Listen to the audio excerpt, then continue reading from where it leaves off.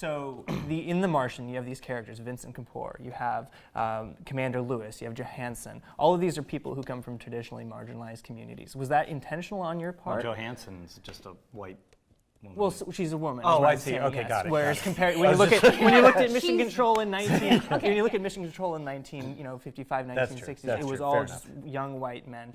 So was that No, there were some old white men. old white men too? There was plenty of nice diversity. There were spectrum of old white men, young white men, people who smoked this kind of cigarette, people who smoked that kind of cigarette. That's very accurate.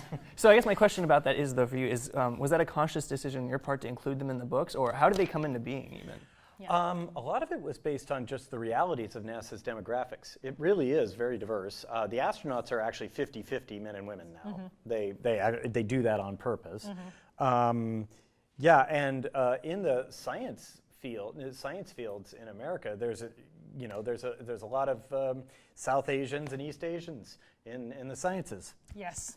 I'm half Mexican too, but that's okay. There you go. Even more diversity. Yes. You're just this big pile of diversity. I am. I think Jonathan brings up a good point, because I know that you had put out your chapters online, and were there anyone who was like, hey, it would be really nice if this character looked like me, or like anything like that? None of that happened? No, online? really, online, the only changes I made based on feedback were fact-checking. Oh, okay. So like, you made a mistake in this math, or you got the chemistry wrong here. And I did make those mistakes, and I corrected them thanks to my readers, but not story advice or things like that. Or character development.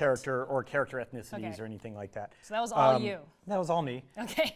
When I come up with a character, I tend to kind of say, all right, brain, I need somebody to do this. And like for the commander, I don't know why I decided she was a woman. I don't remember consciously making that decision. I'm like, I need the leader of the mission. I started imagining, and somehow I ended up with a woman. Right. Well, I was talking to Jonathan about sci-fi that I used to read, and those books were not very diverse at all. Well, in the 50s and stuff like that, the women are still basically in the back of the rocket Nurses. washing dishes and stuff. I mean, it's really, they don't stand up, but they were okay for their time. You know, they were for their day.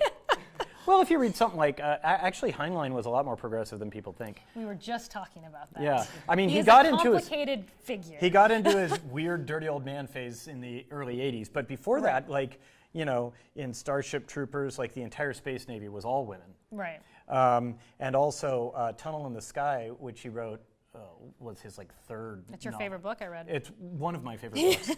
The main character is actually black, but at the time, they would never have allowed him to say, and this guy's black. Right.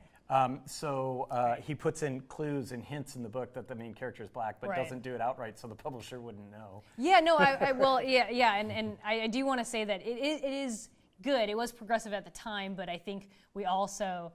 Times change. Times change. Times change. And and a lot of that stuff doesn't stand up now. Yeah, no, and all the sci-fi okay. books like human is white, and like human is English language. You know, human language is English language, and it was. I didn't realize any of this until I started picking it up again in my adulthood, and I was like, oh man.